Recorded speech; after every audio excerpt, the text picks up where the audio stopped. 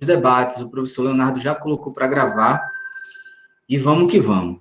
Então, como eu estava dizendo, boa tarde, é uma satisfação imensa estar com vocês, espero que tudo transcorra bem, e hoje, dando continuidade, hoje que é o nosso quarto encontro, já tivemos a oportunidade de debater muito rapidamente o que é política, falamos sobre a importância da educação para a cidadania, para o exercício de uma vida cidadã, política mais ativa, falamos sobre o que é ética, responsabilidade, tivemos um encontro passado sobre a formação social e política do Brasil, com um foco muito grande na questão da questão da escravidão, da desigualdade, né? E hoje, dando continuidade, aula que se conecta muito com a aula passada e também com a aula que vai acontecer na segunda-feira, né?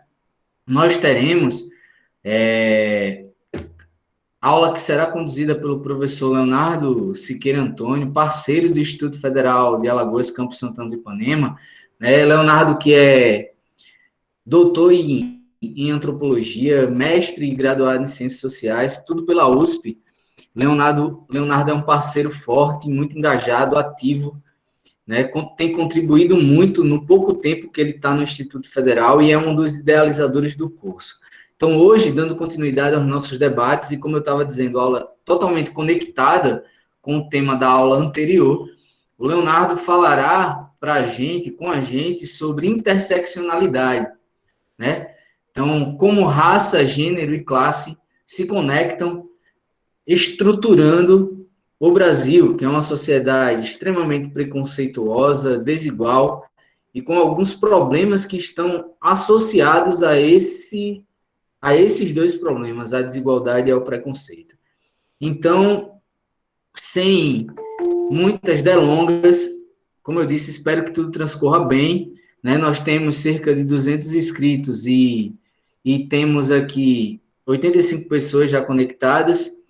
Vou passar a palavra para o professor Leonardo para que ele conduza os trabalhos. Já são 3h40, né? Então, a gente começa os debates, começa as apresentações do professor Leonardo agora. Leonardo, satisfação em encontrá-lo, prazer estar com você mais uma vez, e a palavra está contigo, companheiro.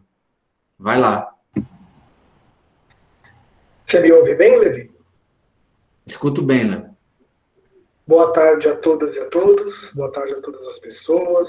Primeiro eu gostaria de agradecer, porque apesar de você me colocar como um dos idealizadores do curso, o curso, na verdade, foi idealizado por você, e aí a gente faz a correria e o apoio que for necessário. Então, eu gostaria de agradecer você por estar liderando o coletivo de humanas nessa organização desse curso.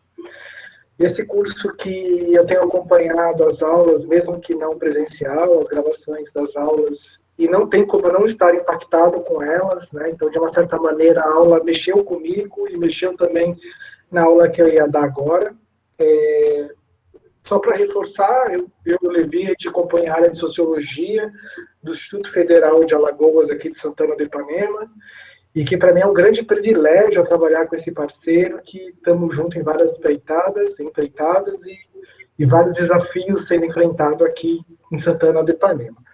Falo também com muito orgulho aqui, direto de Santana do Ipanema, do sertão para Alagoas, Alagoas para todo o Brasil. Estou vendo que tem pessoas de vários estados aqui.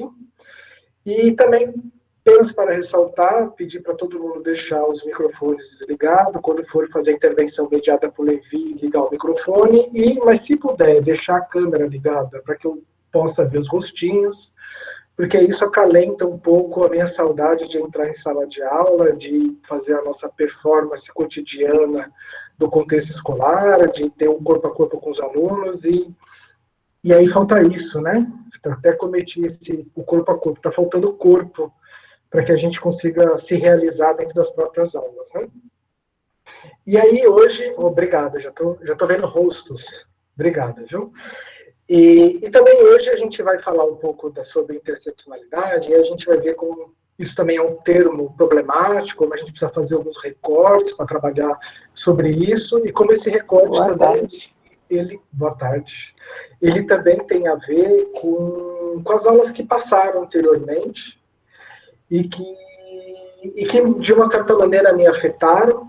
Então eu vou começar dialogando com as primeiras aulas lá com o Levi e com o Lucas, porque por que eu pesquiso interseccionalidade? Talvez seja importante elucidar por que a gente tenta aprender e transmitir conhecimento, né?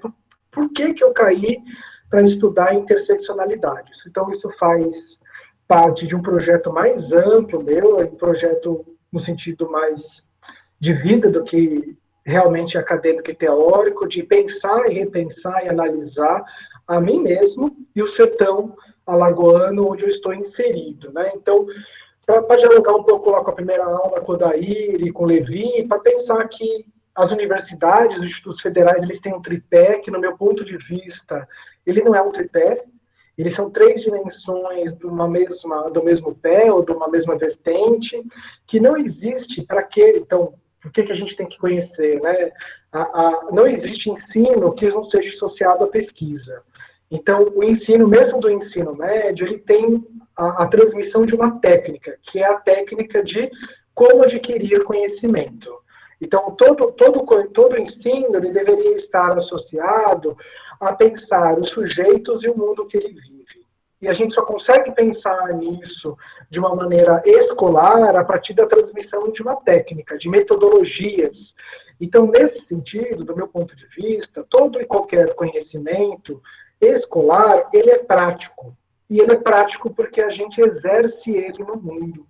Então, quando a gente está lá, eu e Levi, ensinando aqui no Instituto Federal de Alagoas, e a gente tem essa mesma preocupação, a gente está tentando ensinar como os autores aprenderam os seus conteúdos, para que os alunos possam, e nós também, a partir da nossa inserção na realidade, conhecer a nós mesmos e o mundo que nós vivemos. Então, quando a gente vai ensinar, a gente ensina os alunos minimamente a se transformarem em pessoas pesquisadoras, mesmo que não seja profissional, que elas aprendam minimamente uma técnica, né, uma metodologia, para que elas possam se conhecer e conhecer o mundo onde elas vivem. E se a gente está falando do mundo onde elas vivem, está inserida, né, está inserido nesse contexto a comunidade. Então, o ensino, pesquisa e extensão, e a extensão é essa atividade que os institutos e as universidades deveriam, mas talvez façam um pouco, são as atividades que fazem dentro da própria comunidade. Esse tripé, no meu ponto de vista, ele é indissociável, né? Esse é o princípio que eu parto. Então, uma das questões que isso está relacionado, por exemplo, essa é a primeira aula que eu estou dando, então eu preparei essa aula, é a primeira aula que eu estou testando aqui. Mas isso é a minha tarefa cotidiana. Todas as minhas aulas são uma espécie de testes para que eu possa pensar os alunos e a gente pensar o contexto de onde a gente vive.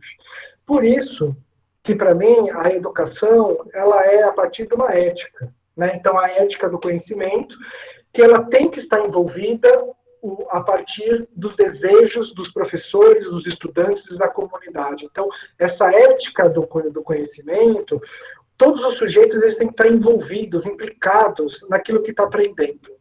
Todos com o objetivo de conhecer a si mesmo e o mundo que os cerca. É claro que a gente vive uma educação que parte de outro modelo, né? Um modelo que é mais conteudista, como se tudo fosse uma espécie de depósito de conhecimento nos alunos, que eles vão acumular e tentar fazer um vestibular, e aí tem muita gente que diz que a educação assim ela é voltada para o mercado de trabalho e é desejado que seja assim. Do meu ponto de vista, aquele que aprende as técnicas e as metodologias das disciplinas para aprender sobre si mesmo e o mundo, ele também está muito apto a ler, entender mercados, empresas, chefes, coordenações. Então, esse tipo de educação que parte pela essa ética do conhecimento que eu defendo, eu apostaria que quem assistiu a aula, por exemplo, do Odair e do Lucas, eles não formularam dessa maneira, mas é uma defesa ampla no corpo de humanas do IFAL Santana do Ipanema, ela também forma para o mercado de trabalho, assim como forma para a vida, e a vida nesse sentido mais amplo, né? Então, é por isso que eu estou, então, me engajando num conhecimento sobre interseccionalidade. Se eu estou pensando sobre isso, eu estou pensando o meu exercício como professor, e eu também estou pensando no meu exercício enquanto cidadão, na cidade de Santana do Ipanema, né? Então, entender o contexto aqui de Santana do Ipanema. E aí, aqui eu gostaria, então, já de pensar um pouco a minha inserção aqui de Santana e justificar por que interseccionalidade. A primeira é que eu estou aqui na cidade há pouco tempo. Eu estou aqui desde janeiro desse ano, foi quando eu conheci também o professor Levi.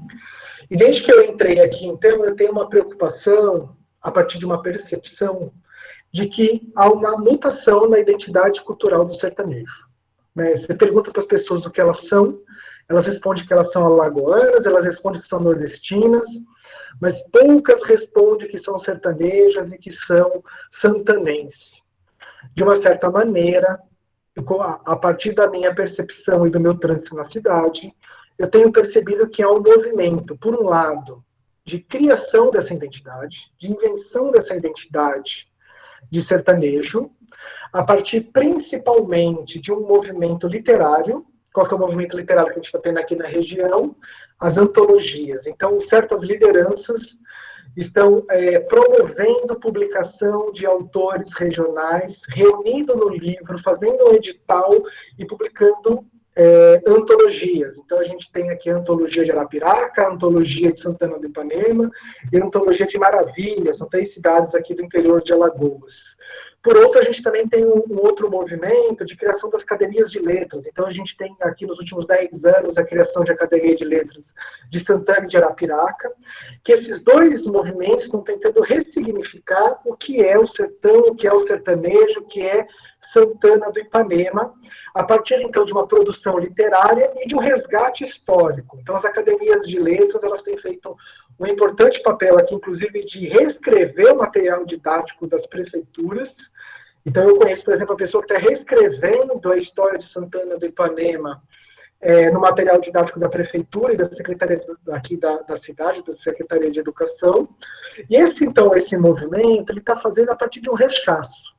Ou seja, há um aspecto de negação da história já escrita e talvez vivida de Santana para se reelaborar uma outra.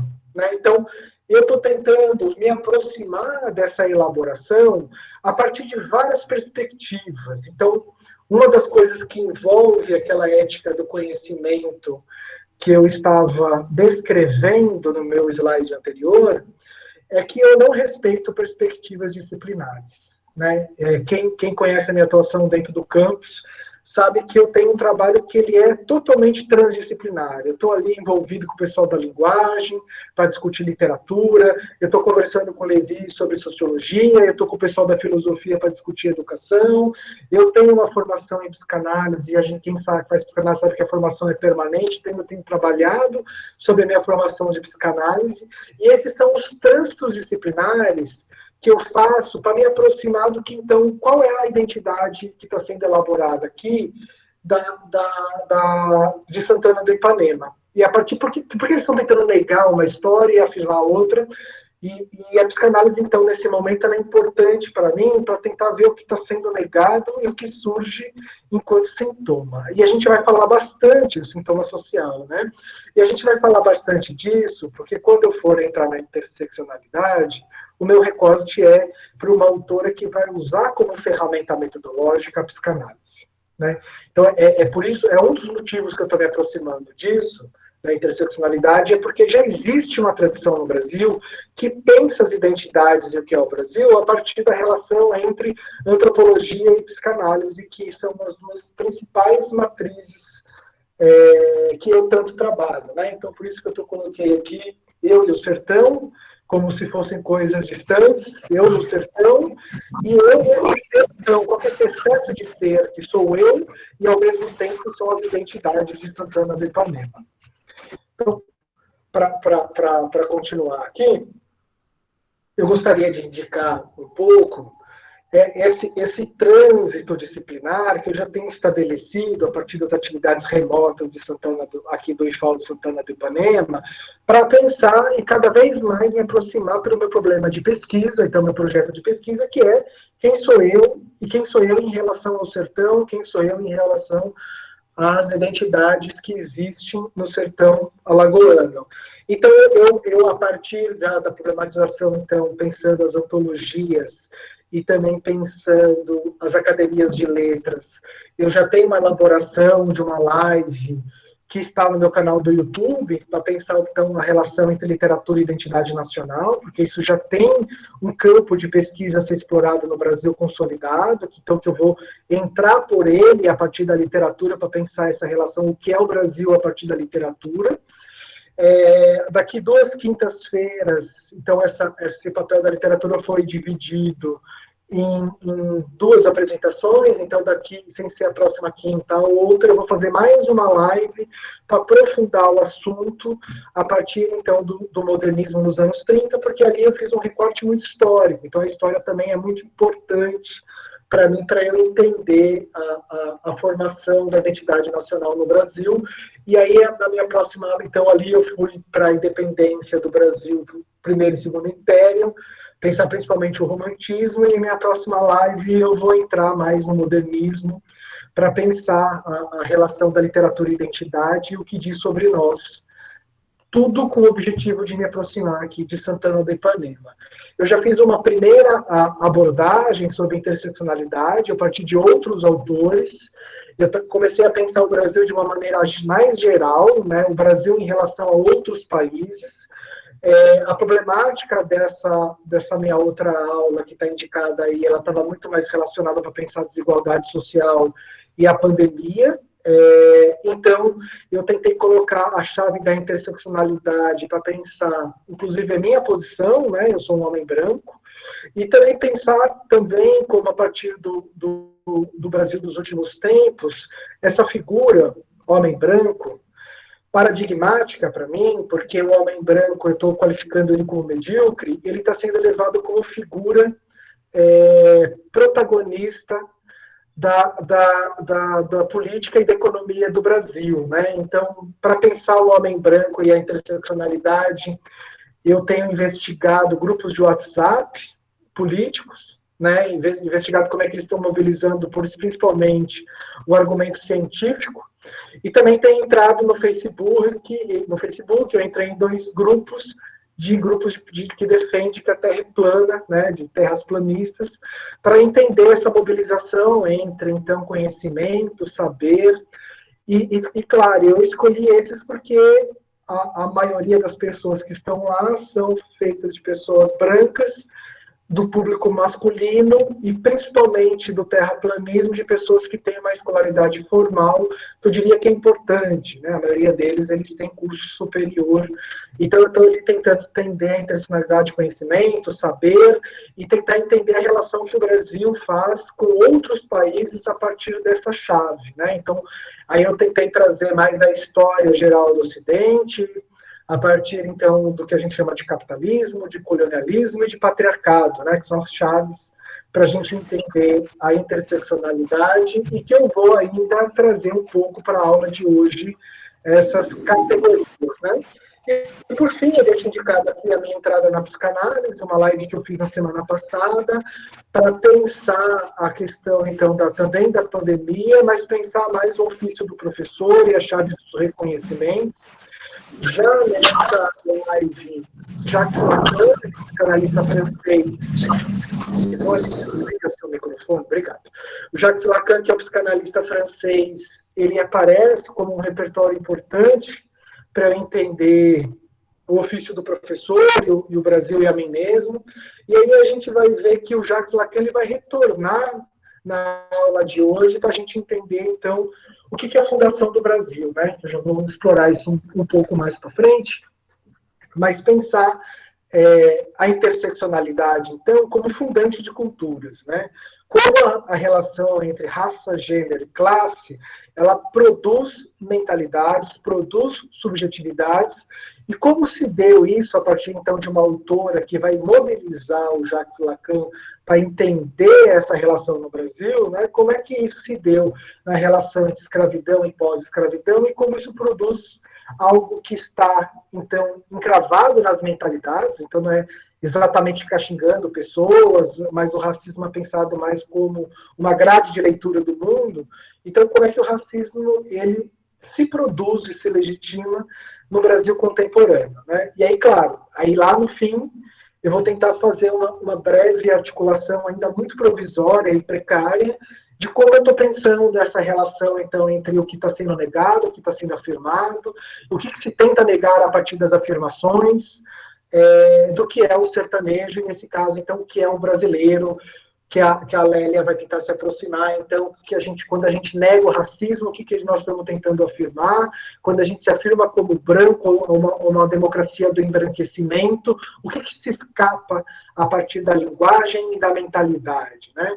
Então, um pouco esse o percurso que eu estou fazendo para me pensar, então, quanto professor, inserido aqui no sertão alagoano. E um detalhe importante, eu estou aqui desde janeiro, eu sou do estado de São Paulo, então essa relação de ética do conhecimento eu não só tento passar para os alunos, mas como eu também tento praticá-la a partir das minhas inserções e um pouco da minha atividade, então, docente de pesquisa, que está um pouco representada nesse slide.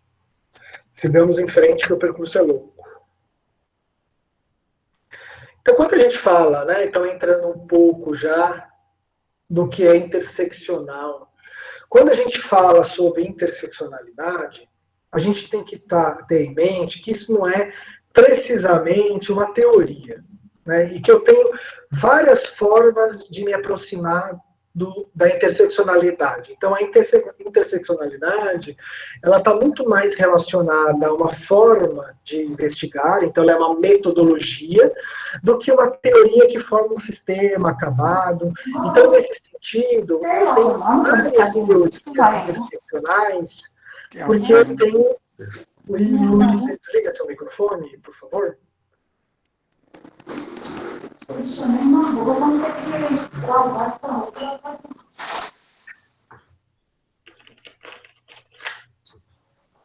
Então, a gente tem um amplo movimento interseccional, que às vezes ele é contraditório entre si, ele parte de diversos vieses, ele parte de vários lugares teóricos, porque a interseccionalidade ele tem muito mais a ver com essa metodologia, né, de considerar que quando a gente fala assim, eu vou falar do sistema econômico, você está fazendo uma metonímia, você está pegando uma parte para explicar o todo. Ah, na verdade, agora eu vou falar da raça e do processo colonial.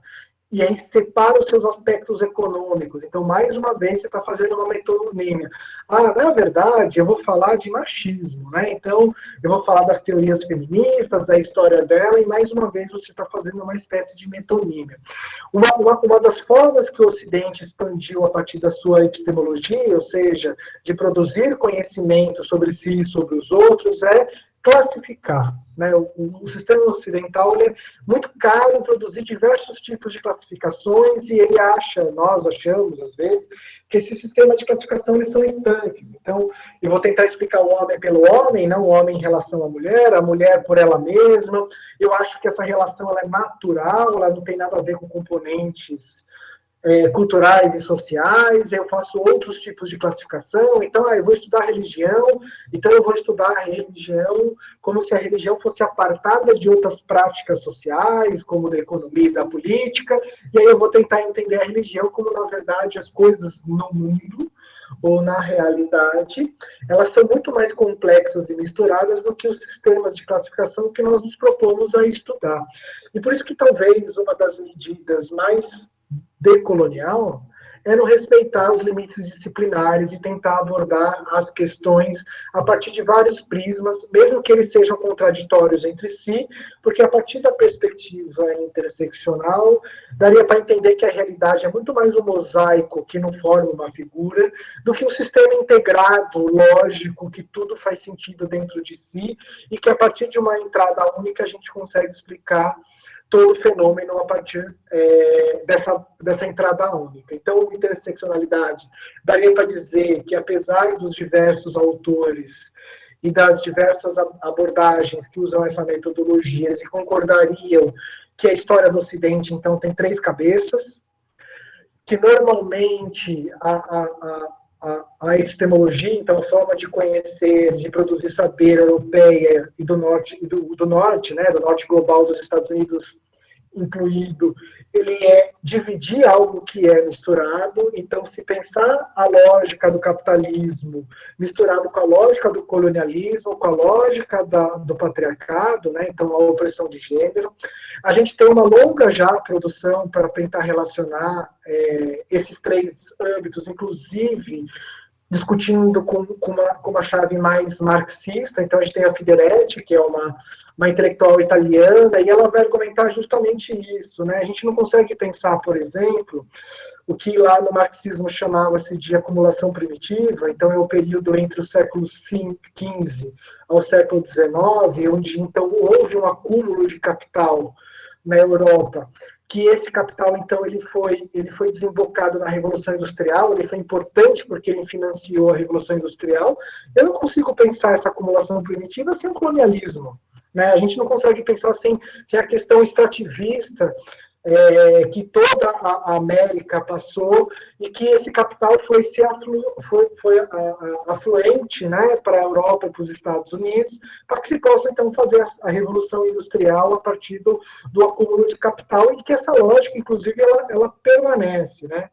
Então, eles também fazem parte do movimento pós-colonial, que vai entender as independências da colônia não como uma ruptura radical, mas com uma realocação de uma lógica onde há uma simetria de países desenvolvidos, né, dito desenvolvidos, e países subdesenvolvidos, a partir de uma aliança das elites políticas com a mentalidade colonial, que se vê muito mais próxima da ideia de ser europeu e americano do que se reconhecer parte da nação onde ela está inserida. Então, com essa lógica colonial, essas elites locais, elas exploram a sua população como se fosse uma lógica colonial e retira direito delas.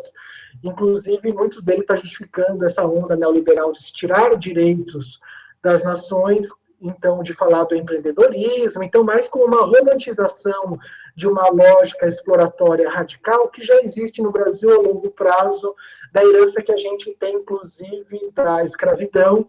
E é no coração da escravidão, então, que a gente produz uma noção de uma raça que biologicamente não existe, mas sociologicamente ela opera, né? Ela divide a população, segrega espaços. Se a gente olhar para o Brasil, é só olhar, por exemplo, para o coletivo de humanas que está organizando esse evento, e a gente vai olhar para eles e perceber que 100% ali, 95%, algo próximo, são feitos de homens brancos. Né? Porque essa chave da colonização que produziu a raça enquanto efeito sociológico, ela opera nas mentalidades, divide, segrega espaços. Então, quando a gente vai olhar, por exemplo, para a base socioeconômica da sociedade brasileira, e aí eu sempre gosto de dar visibilidade para o estudo do IPEA, Instituto de Pesquisas Econômicas Aplicadas, de 2019, do ano passado, que fez uma cartografia da gênero e raça no Brasil, e se você pegar qualquer critério, seja o escolar, seja de renda, seja de posses, né? Então renda é posse, né? Mas seja por salário, trabalho, a gente vai ver que quem está na base vulnerável da sociedade brasileira, de maneira muito predominante, é a mulher negra. Né? Então, porque a gente está tendo a operacionalização tanto do racismo como do gênero, e a gente vai falar bastante disso na aula de hoje, fruto muito da questão do colonialismo. Né? E aí eu já estou entrando, então, na terceira, que quando então a gente vai também discutir a história da Europa, quando a gente vai falar ali na Revolução Francesa, na Revolução Industrial de mão de obra livre, você está querendo dizer homem branco predominantemente. Né? A mulher está excluída dessa relação de mão de obra livre que foi liberada das amarras da tradição, da religião e da família, e pode se lançar no mercado de mão de obra, e aí a gente então consegue produzir a Revolução Industrial a partir de um contingente importante. Só conseguimos falar de mão de obra livre, de homens brancos livres para trabalhar, porque ali no século XIX a mulher foi empurrada para o espaço doméstico, né? Isso falando da Europa, empurrada para o espaço doméstico, onde então o homem ele se viu também livre das amarras do trabalho doméstico, porque a mulher ela ficou confinada para cuidar da casa, do filho, cozinhar. Então a gente só consegue pensar no contingente que para trabalhar na Revolução Industrial, etc., se a gente pensar na opressão da mulher no espaço privado, pensando na Europa, e aí a gente vai discutir bastante isso hoje, na relação que teve da exploração sexual e na exploração do trabalho da mulher que foi escravizada nas colônias. Né? O homem ele sofreu racismo nas colônias, é verdade, ele foi colocado como objeto, a sua mão de obra foi explorada, mas a mulher, ela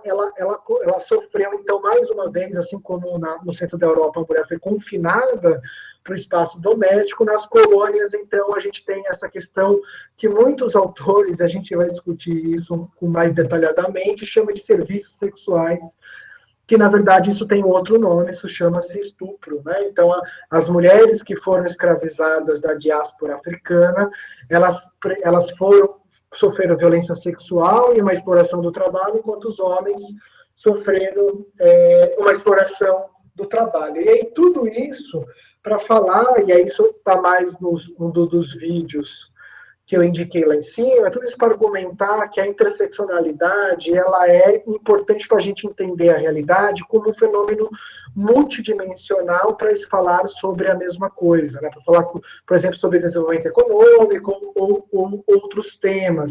Não dá para abordar um sem abordar o outro. Esse é o argumento que está na base da interseccionalidade.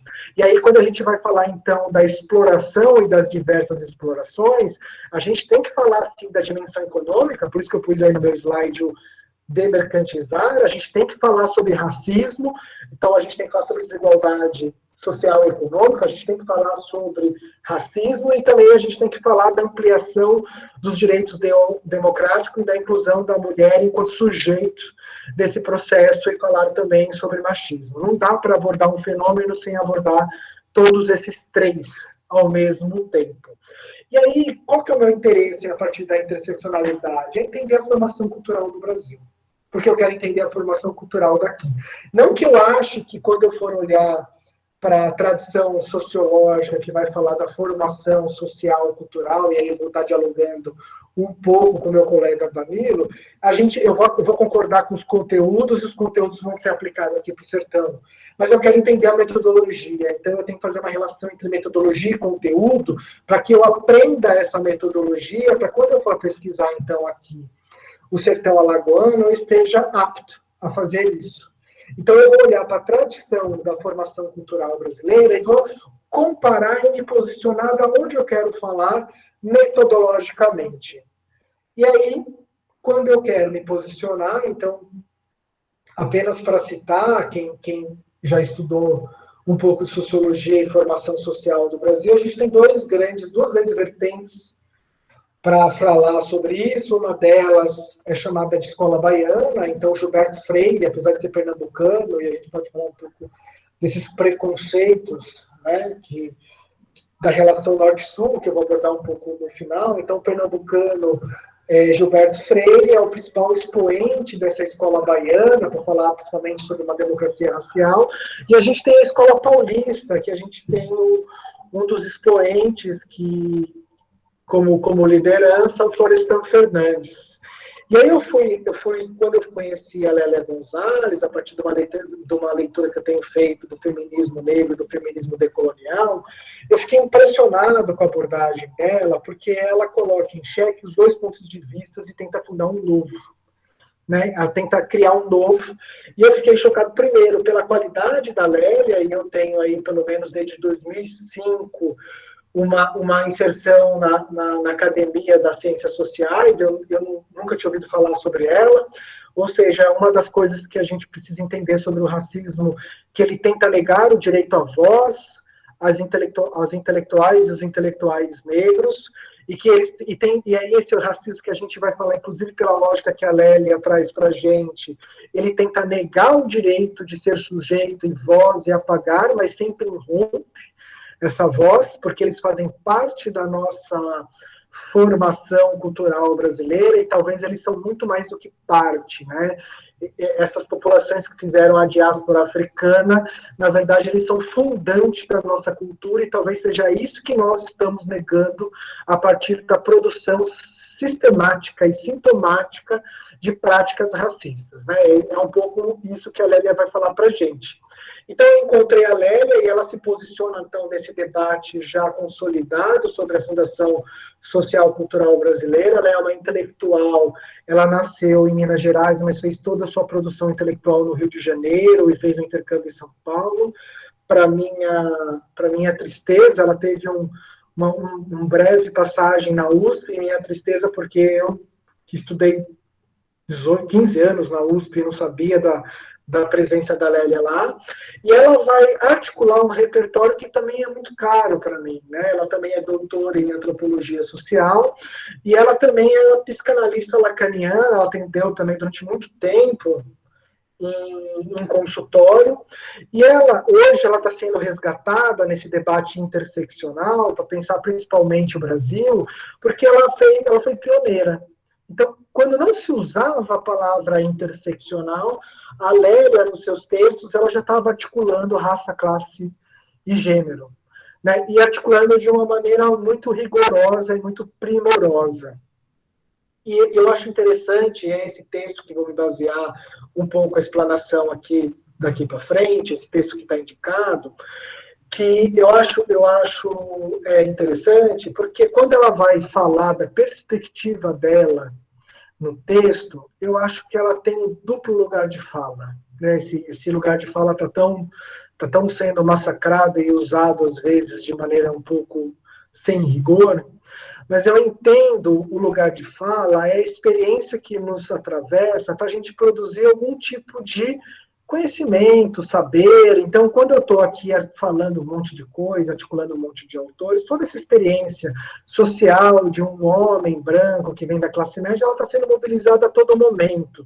E isso para mim ficou muito claro ao ler Leila Gonzalez, porque eu fiquei chocado com coisas que deveria ser muito simples de se entender, da gente enxergar de uma maneira muito clara, de a gente ler os autores da formação social brasileira e ver que mesmo que eles estão tentando ser antirracistas, eles estão sendo racistas, mas eu não conseguia enxergar, e provavelmente esses autores também não conseguiram enxergar que eles estavam sendo racistas porque eles vêm de um outro lugar de fala, né? Então, quando ela fala da nossa perspectiva no texto dela, eu tenho certeza que ela está falando de uma perspectiva de uma mulher branca que é atravessada por processos sociais que a permite a enxergar a sociedade como um todo.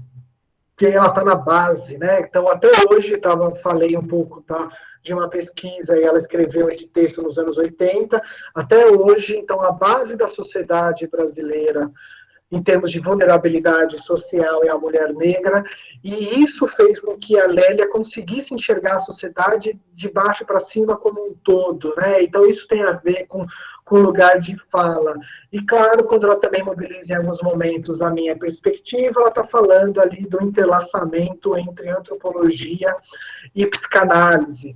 Mas ficou muito claro, e aí eu entendi finalmente, talvez, apesar de já ter lido de Jamila Ribeiro algumas vezes, ter entendido, então, o que é esse lugar de fala, né? Então, pelo meu lugar de fala e pela minha experiência que me atravessa, por mais que eu tenha uma formação extremamente erudita, alguns processos sociais eu não consigo enxergar. Isso não significa que, por exemplo, eu não possa falar de racismo, como eu estou fazendo aqui, como eu não posso falar de interseccionalidade, mas eu tenho que deixar muito claro que quando eu estou falando de racismo e quando eu estou falando de interseccionalidade, eu tenho algumas mestras. Elas me ensinaram, porque a partir do lugar de fala delas, elas conseguiram me transmitir, então, uma dimensão da sociedade brasileira que, para mim, era interdita.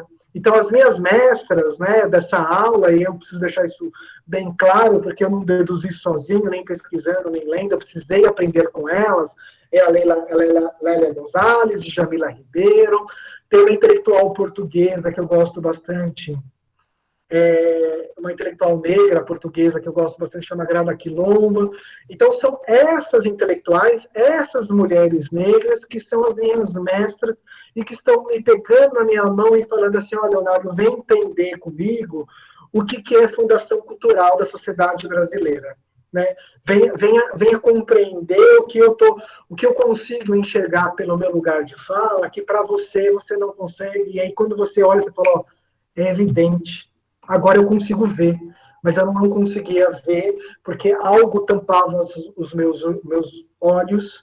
E aí, como bem argumenta Lélia Gonzalez, o racismo não é bem xingar o outro, etc. O racismo é uma grade de leitura do mundo, e a minha grade de leitura ela estava atravessada por um lugar de fala que era de homem branco. Então, esse é o texto que eu estou partindo para essa reflexão. E também, claro, me atravessa outras leituras de outras professoras que têm ensinado, então, o que é interseccionalidade e o que é racismo no Brasil. E eu também aqui, só para antes de passar para o próximo slide, eu fiz questão de colocar a fonte da foto, porque esse é um portal que discute machismo e racismo no Brasil, que eu reputo o maior respeito e a maior credibilidade, e fica uma indicação de leitura, de seguir nas redes sociais as publicações desse portal. Então, como eu estava dizendo, a Lélia ela se posicionou num debate que já estava estabelecido antes dela escrever nos anos 80. Então, a gente tem o Gilberto Freire, que produziu um pensamento sobre a fundação social do Brasil em relação da sua pluralidade de culturas, né? A questão indígena, a questão africana e a questão europeia, que ele produziu principalmente ali nos anos 30, mas não só, ele entra até os anos 70, ele estava ainda ativo. E aí a gente também tem o Florestan Fernandes, que a partir dos anos 50 ele entra nesse debate, e ele entra nesse debate muito a contrapelo do Gilberto Freire. Ele meio que vai produzir um pensamento para contestar o Gilberto Freire. Então, de maneira muito breve e muito sintética, eu gostaria de falar um pouco dessas duas abordagens, mas tanto que a gente é sintético e a gente é breve, a gente corre em precisões. Mas vai ser importante para a gente entender como é que a Lélia Gonzalez, ela avança o debate que eles estavam estagnados, como ela propõe um outro lugar de reflexão que faz a gente enxergar outras coisas e avançar num debate que parecia que não andava. E aí, mesmo Florestan e Caio Prado Júnior, e aí a gente tem outros intelectuais ali que estão pensando a economia, né? E aí eles são os que estão pensando a economia, eles mesmo não querendo ser, ela não fala isso, né? Mas eu lendo a Lélia, eu digo que eles não queriam, eles eram antirracistas, mas eram racistas a partir de uma mentalidade sobre a formação cultural brasileira, principalmente em relação à escravidão. Então, Gilberto Freire, para ele, a origem do Brasil é o engenho, onde no engenho tinham dois tipos de escravidão, a escravidão da senzala, que sim, para ele era extremamente brutal, e tinha uma escravidão que era para ele mais branda, uma escravidão mais cordial, uma escravidão que era mais sutil, que é a escravidão da Casa Grande. Então, nós fomos colonizados por portugueses, e os portugueses, ao contrário dos anglo-saxões, então quem colonizou, por exemplo, os Estados Unidos e outros lugares, os Estados Unidos e a Alemanha, né, os anglo-saxões, os portugueses, eles gostam de ter escravos domésticos, de pegar os escravos para fazer um trabalho doméstico e ele ficar sem essa responsabilidade. E esse espaço, então, da Casa Grande, onde havia a convivência entre escravizados e senhores de escravo, gerou uma espécie de intimidade que explicaria porque o Brasil não é racista. Como as duas raças, entre aspas, inclusive para o Gilberto Freire, aprenderam a conviver entre si. E ele tem uma larga descrição, inclusive, sobre a questão do ato sexual, né, que vai ser muito importante para a gente, quando a gente for discutir o pensamento da Lélia Gonzalez, que ele vai discutir como o senhor, ele usava desses serviços sexuais, e serviços sexuais está na palavra, não só dele, mas como de outros pensadores, como o Caio Prado Júnior, que vai falar que o Brasil é racista, vai afirmar como há toda uma iniciação sexual dos jovens homens brancos com as escravas, e vai ter toda uma descrição como os filhos dos senhores de escravos eram criados pelas chamadas amas de leite, e como havia então um vínculo e um laço de intimidade entre esses jovens brancos e essa mulher negra que criavam essas crianças, e para ele, então, Gilberto Freire, isso seria a origem do Brasil, e que isso, então, como o Brasil tem uma fundação cultural a partir dessa mistura, o Brasil, então, teria uma democracia racial, que, ao contrário de outros países, como os Estados Unidos, tem um conflito racial aberto. O Florestan Fernandes vai entrar nesse debate, vai falar, na verdade, isso é um mito. Então, a palavra mito, quem qualifica o pensamento de mitológico do Gilberto Freire é o Florestan, mas não mito no sentido pejorativo. A gente vai ver que tem um sentido positivo, dizendo, você não consegue demonstrar a passagem dessa origem para a sociedade contemporânea. E você está usando um pensamento, uma descrição idealizada para explicar um processo que foi extremamente violento. E se a gente olhar para a sociedade de hoje, a gente vai ver que o racismo opera. Então, deixar bem claro que, de uma certa maneira, Florestan passa batido, inclusive por essas descrições do ato sexual, não só Florestan, como Caio Prado Júnior, que é um outro pensador marxista importante para dizer sobre a formação social brasileira, vai falar, a gente olha para agora e o racismo ainda opera, apesar de a gente ainda ter o racismo, a gente tem uma sociedade de mercado, e a sociedade de mercado ele é uma reserva para as pessoas brancas que competem entre si, e aí a gente produziu ao longo da nossa república uma estrutura que impede que essa população de pessoas descendentes de ex-escravizados ascenda socialmente, chamada educação. A educação, então, para o Florestan é importante, então o racismo estrutural, ele tem a ver com a política educacional brasileira, ela é formada. Então, ele está aí nos anos 50, e talvez faça muito sentido para discutir o Brasil hoje, ela é muito formada para ainda manter uma lógica segregatória social. Então, a gente tem, basicamente, dentro do modelo social, essas duas lideranças para pensar a formação social brasileira e o que é o racismo dentro do Brasil. Uma que nega e a outra que afirma, mas quando afirma, de uma certa forma, nega um passo importante. Por quê? Porque a Lélia, de uma maneira muito brilhante, ela vai entrar nessa descrição, então, do que foi a colônia e o processo colonial brasileiro, a partir da relação entre escravos e não escravos, para discutir justamente, primeiro, todos eles olham para o ato sexual entre o senhor e a pessoa que está escravizada de uma maneira muito naturalizante. Né? Lembrando que o gênero humano, a espécie humana, o sexo para o gênero humano não é naturalizado, não é instintivo. Né? Se a gente fosse, por exemplo, animalizados na hora de fazer os nossos atos sexuais, a gente transaria com parentes. Esse é o argumento básico que traz a psicanálise. Então, você vai em qualquer espécie humana de mamíferos, você tem que tomar muito cuidado, porque aquelas pessoas que a gente, aqueles animais que a gente considera que é filho de alguém, que é irmão de alguém, em algum momento, se você não castrar, ou se você não fizer outro tipo de atitude de separação, eles vão procriar entre si.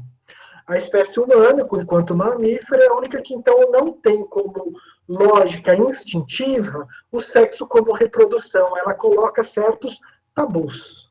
E ao fazer e colocar certos tabus, ela produz circulação, e aí a linguagem é importante, a linguagem nos atravessa, ela faz circulação, então, de pessoas que têm que se relacionar fora do seu grupo familiar, faz circulação de mercadorias e faz circulação de símbolos, né? E a gente se identifica de maneira diferente. Então, isso é evidente, deveria ser evidente para quem é doutor em antropologia e quem estuda a psicanálise, pelo menos desde 2014, 2015, mas isso para mim, quando eu li a Lélia falando isso dos autores, porque lá na minha formação da graduação eu li Gilberto, eu li Florestan, eu li mais de uma vez, e essa parte da relação do ato sexual como instintiva passou batida.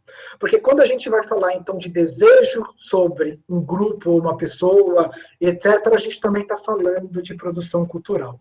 Certo? Então, para mim, assim, eu li a Lélia, foi tapas e tapas na cara, porque ela coloca isso de uma maneira muito clara, e aí ela vai colocar essa relação dos afetos e dos desejos na chave de interpretação do ato sexual entre os brancos e as escravizadas da sua época. Isso foi muito brilhante, inclusive ela não fala. Eu vou falar pela Lélia, né? Ela não fala assim, Caio Prado e Florestan estava querendo não ser, mas foram ao naturalizar isso, né? Mas ela coloca toda uma tradição branca para se pensar a formação social brasileira como, de uma certa maneira, racista, por naturalizar um ato que, na verdade, é socialmente determinado, né? Então, o tabu do incesto, ele varia de sociedade por sociedade, então, o que a gente considera parente para uma sociedade não necessariamente é parente para outra sociedade. Então, ele é, de uma certa forma, marcado pela diversidade cultural das diversas sociedades.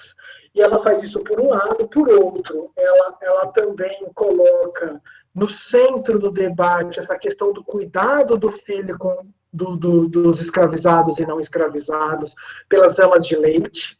Ela vai questionar e colocar em xeque, se perguntar quem é a mãe desses meninos, porque ela vai imbuído por uma lógica lacaniana da psicanálise. A mãe é quem cumpre uma função materna, é aquela que introduz as crianças na linguagem, e a introduzir a criança na linguagem, ela introduz também os valores da sociedade naquela linguagem, naquela criança. Ao fazer os primeiros cuidados, a criança vai se identificar com ela.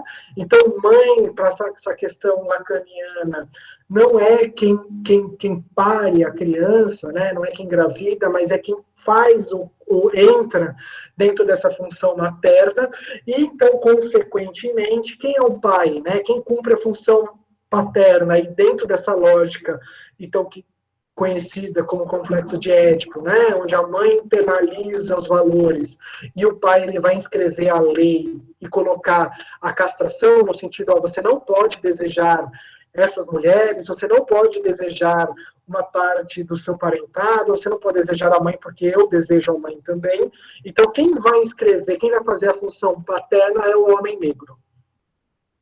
Nessa lógica de fundação da sociedade brasileira, onde o homem negro concorre com o homem branco pelo desejo da mãe, ou seja, pela ama de leite, né? Para aqueles que é maldito foi um bom ato falho, né? Maldito Gilberto Freire, dizendo dos serviços sexuais, vai se perguntar, então, quem é o núcleo produtor da cultura brasileira? É a matriz africana. E aí a gente tem uma questão. Porque quando a gente está fazendo essa relação, quando ela está produzindo essa relação pelo chave do lacanismo, que isso tem um nome, né? Ela usa inclusive o repertório, para quem é lacaniano S1, S2, ela está ali no laço social.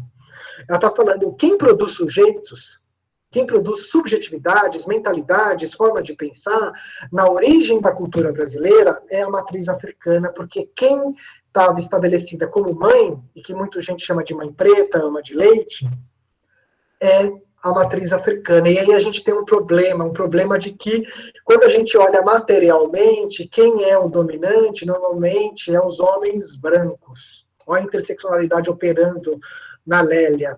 E aí a gente tem homens brancos tentando negar que a sua subjetividade e a sua cultura é negra.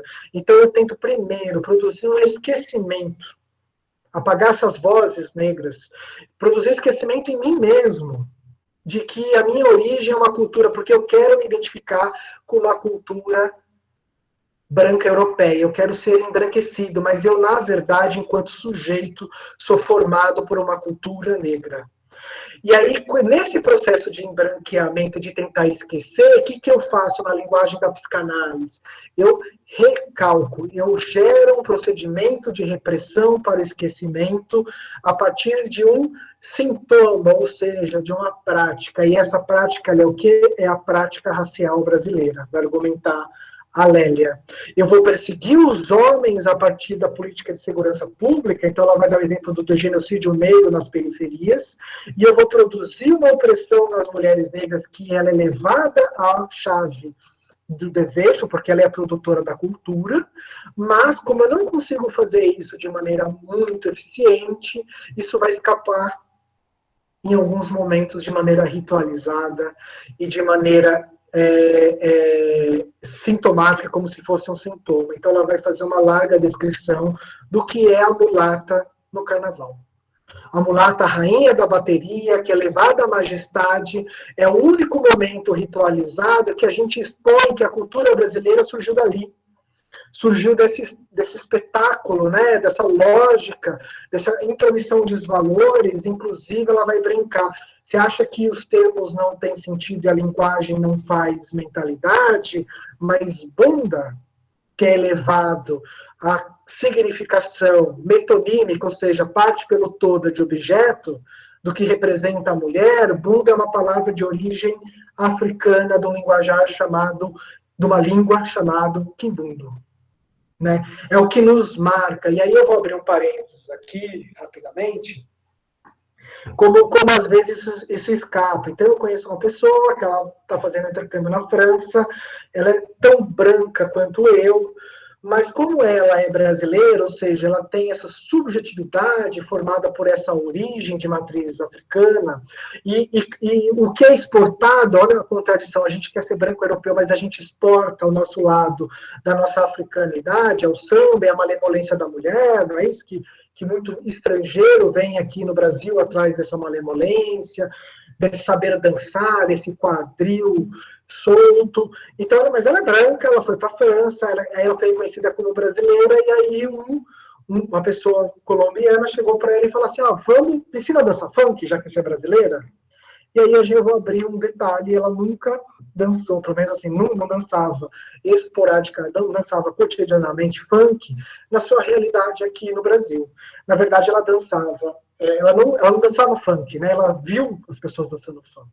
Mas esses valores, eles estão introjetados, essa corporalidade desse corpo que fala, ele está introjetado em nós. E o que ela fez surpreendentemente bem, porque isso foi filmado, ela ensinou um gringo a dançar funk. Porque isso mostra essa chave da contradição de que talvez a gente queira se afirmar branco a toda hora, mas a nossa subjetividade ela é formada pela nossa africanidade. Inclusive é dela que, mesmo não dançando funk, ensinou a dançar funk. Lembrando que o funk, o samba carioca, nas periferias do Rio de Janeiro, ele tem muito dessa matriz afro e tem muito desse imaginário, né, da bunda que vem da língua quimbundo, dessa malemolência da brasileira e etc. Né? Então, o nosso racismo paralelo é fruto dessa contradição de querer ser branco e negar que, na verdade, nossa subjetividade é africana. E aí, para avançar um pouco, porque eu estou errado, e mostrar como ela analisa isso, ela vai falar assim, quando a gente vai olhar para a casa grande, o que chama atenção? É a mucamba. Se a gente olhar no dicionário o que é mucamba, vai falar que é a pessoa que faz tarefas domésticas, mas lá vai estar indicado que essa palavra mucamba, que é a mulher negra escravizada que fazia serviço doméstico na casa grande, vem da origem quimbundo, e em quimbundo significa amásia. E a másia é aquela que mora junto de maneira marital, né? Ela mora como se fosse casada, mas não é oficial, não é isso? Então ela falou, é como até o dicionário trai. E aí, se a gente olhar para a nossa realidade do presente agora, a gente vai ver que a mucamba ela foi dividida em 3, mas ela opera na nossa cultura.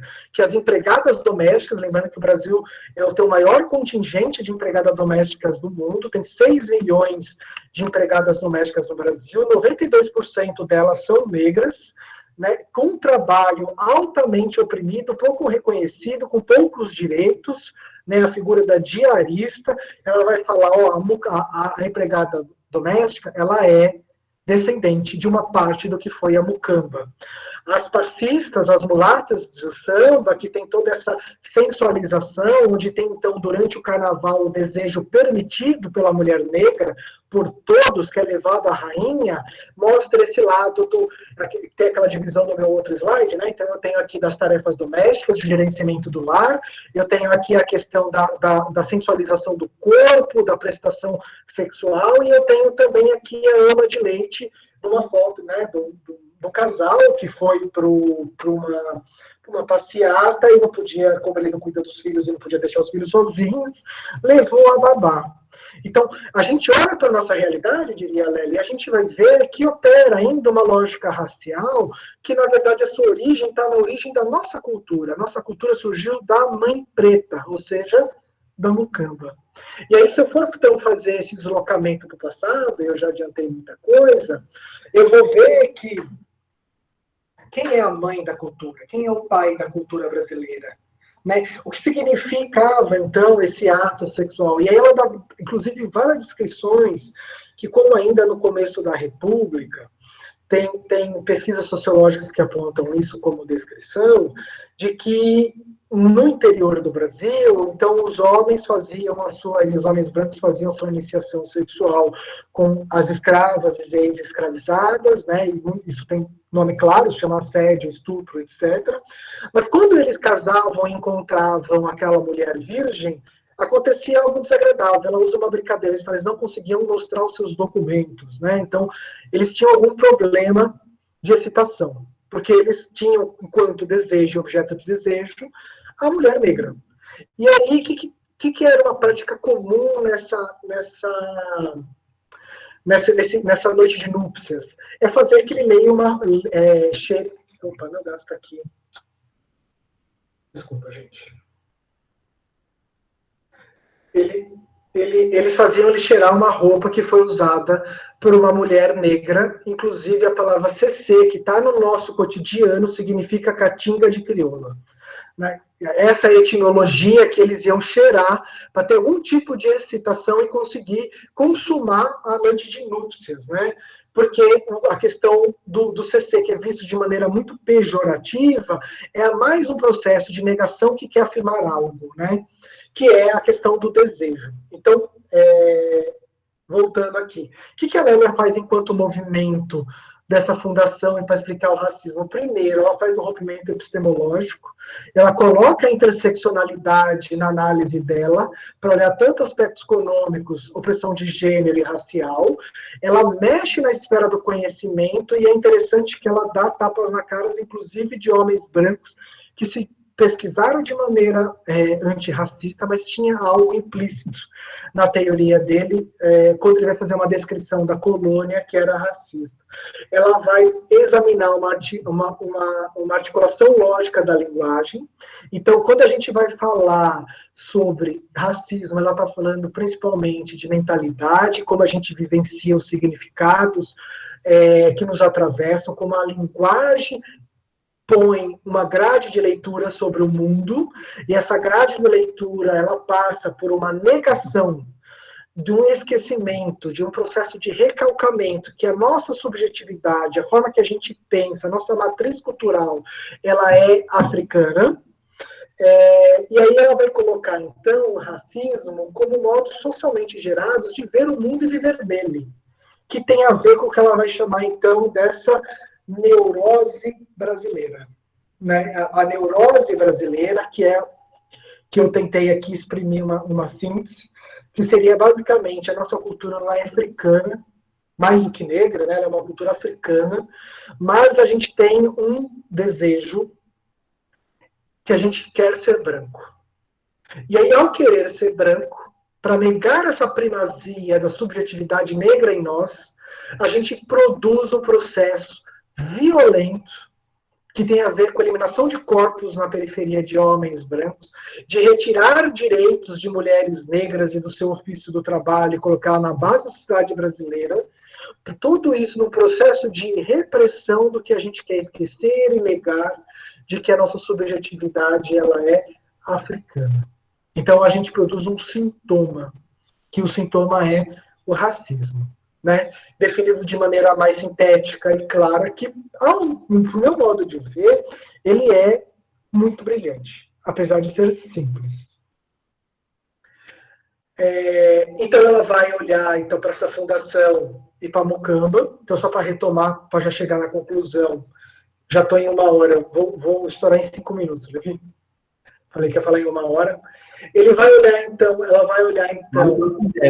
Dentro das 2 horas, ou da 1 hora e meia, mais ou menos, tá? A criação da cultura brasileira. Então, ela vai se perguntar, quem é a mãe da cultura brasileira? Quem internalizou valores? Foi a Mocamba, porque mãe é uma função, não é um ato biológico, porque o desejo sexual ele tem a ver com a produção cultural. Então, mais uma vez, os nossos atos sexuais eles não são instintivos, como não são necessidades, como aponta toda uma literatura sociológica, porque a gente existe em nós algo chamado tabu do incesto.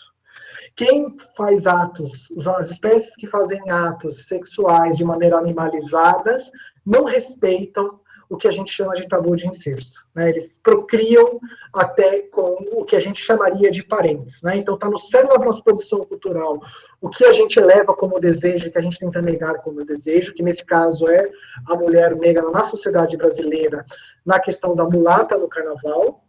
Quem que nomeia o pai é quem faz a função materna, que vai dividir o seu desejo entre quem está pelaquilo que está criando e por outros objetos do mundo e outras pessoas. E aí, para ela, está claro que a perseguição e todo o racismo que a gente faz com os homens negros é porque a mulher, lá na escravidão, né? A mulher negra, ela deseja o homem negro e o homem branco tem que disputar o amor das mucambas com os homens negros, e aí a gente já tem toda uma prática instituída de perversidade com os homens negros que a gente incorporou na nossa lógica cotidiana, e em nome dessa rivalidade, ela também traz no texto dela muito interessante, como muitas vezes essa rivalidade fez com que o homem branco tivesse atitudes antieconômicas, ou seja, ele eliminava o seu capital, suas propriedades, que eram os escravos, em nome desse amor pelas mucambas. Ele tinha atitudes antieconômicas. E aí funda, então, que na psicanálise, a partir então da função materna e da nomeação do pai da função paterna, funda então esse complexo de castração na sociedade brasileira, que tem como interdito um desejo primordial de si mesmo, que é uma origem africana querendo ser branco. Né? Esse é um bom resumo. E aí, para concluir a conclusão, e eu no cangaço, né? E eu no sertão, e eu esse excesso de ser, o que essa interseccionalidade pode dizer um pouco sobre, então, o que está tentando ser negado aqui em Alagoas, quando eu estou olhando os movimentos de uma reelaboração da identidade sertaneja aqui. Isso ainda está muito esboçado, eu ainda estou, então, me aproximando estou fazendo um esforço intelectual, né, de me aproximar de uma perspectiva que dialogue literatura e identidade. Estou olhando para a questão da interseccionalidade, a questão das mulheres aqui em Santana. Estou olhando, fazendo olhar a questão do professor.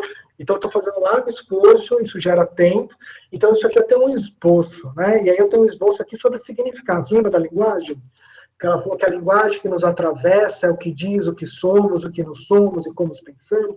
Como é que eu vou ter acesso a uma leitura sobre o que a gente faz do mundo? A partir da linguagem.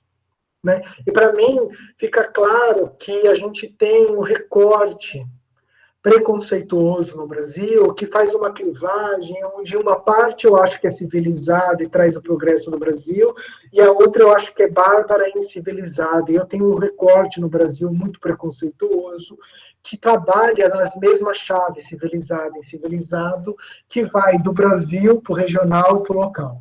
É isso que eu estou apontando aqui. Então, eu tenho uma chave Nordeste e Sudeste, onde a gente coloca, a gente Brasil, e talvez eu, sudestino, a gente coloca de maneira preconceituosa o Sudeste como incivilizado, e aí tem uma imagem do cangaço relacionado a isso, a Lampião. Quando a gente vai falar da história aqui de Santana do Ipanema, Lampião é muito mobilizado, porque ele viveu nessa região, né, de 30 a 38.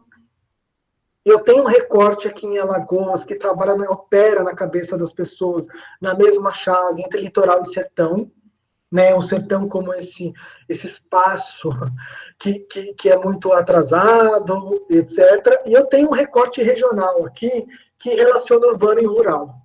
Né? Então, para mim foi uma surpresa quando eu fui dar aula no Instituto Federal de Alagoas que eu tenho preconceito pelo rural. Quem vem do sítio tem um status e um prestígio dentro do campus, entre os alunos e as alunas, pior de quem que vem pelo urbano. Então, eu olho para essa história que está atravessando aqui, e as clivagens que nós aqui, sertanejos, agora já vamos incluir aqui, olha como eu estou doido já, das minhas identidades. Quando eu olho aqui para as nossas clivagens aqui de Santana do Ipanema, eu vejo que tem uma certa operação entre civilização e não civilização, que ele atravessa um aspecto nacional, regional e local. E que, de uma certa maneira, esse processo de articulação está passando por uma negação aqui. Só que ele escapa. Né? Ele escapa a todo momento quando a gente vai pensar o sertão. A gente pode fazer antologias, a gente pode fazer academia de letras, mas há uma história que ela operou e opera ainda, apesar da gente tentar negar. A gente tem que fazer um enfrentamento da lógica e não negar a lógica, né? Produzir um outro tipo de elitismo. Porque, no fim, a gente foi formado por isso. Por quê? Porque a questão do cangaço é complexa. Eu li essa biografia que eu indico, principalmente para pensar as relações de gênero no cangaço, né? Maria Bonita, uma biografia, Sexo, Violência e Mulheres no Cangaço, onde fica claro, a todo momento, a toda a literatura que você vai ler do cangaço, que como a gente tem esse tal do racismo institucional na figura das políticas públicas, ou seja, as polícias, para quem mora nas periferias, seja do sertão de Alagoas, nos anos 30, seja nas grandes metrópoles do Sudeste, fica difícil entender quem é o bandido e quem é o mocinho pelas atitudes do bandido, que é considerado bandido, que é considerado mocinho. As polícias são violentas e elas massacram a própria população. Então, a gente poderia falar, por exemplo, das mulheres no cangaço, enquanto elas sofreram, por exemplo, práticas de estupro, tanto por parte dos cangaceiros, como por parte das volantes da polícia. Na verdade, essa relação, qual é a fidelidade que vai se colocar ali nessa disputa entre volantes, né? Volantes são as tropas regimentadas pelo Estado, né? A polícia, as forças públicas, as forças volantes e o cangaço é muito ambígua. E todos eles tinham uma prática que era o estupro, principalmente de meninas. Então, os cangaceiros, eles roubavam meninas de 12, 13 anos, né? E as mulheres no cangaço, onde há um grito, digamos assim, silencioso, que eu acho que perdura até hoje, que a gente tem que aprender a ouvir, isso talvez não seja só aqui no sertão, sobre essa questão da cultuação, então vamos avançar, da novinha. Né? Parece que em alguns momentos, principalmente no carnaval, na festa da juventude, essas músicas da questão da novinha, a novinha gira, a novinha canta, a novinha pula, a novinha isso, que na verdade está falando do corpo infantilizado da mulher, talvez seja um grito. Você lembra da inversão do carnaval, que o carnaval faz, da questão da mulata, enquanto no cotidiano elas eram perseguidas e no carnaval talvez era um grito da mulher no cangaço. Outro aspecto importante é a configuração familiar e a reprodução que a gente tem na região. A gente tem um monte de mães solos. Mães solos são aquelas que criam seus filhos sozinhos. Então, a gente tem um monte de meninas que casam cedo, 18, 19 anos, elas engravidam, elas se separam. Quando elas estão com uns 30 anos, elas estão criando seus filhos sozinhos. O que a gente está tentando negar a partir dessa história? Porque talvez A reprodução cultural e o fundamento cultural aqui do sertão de Alagoas são feitos por mulheres.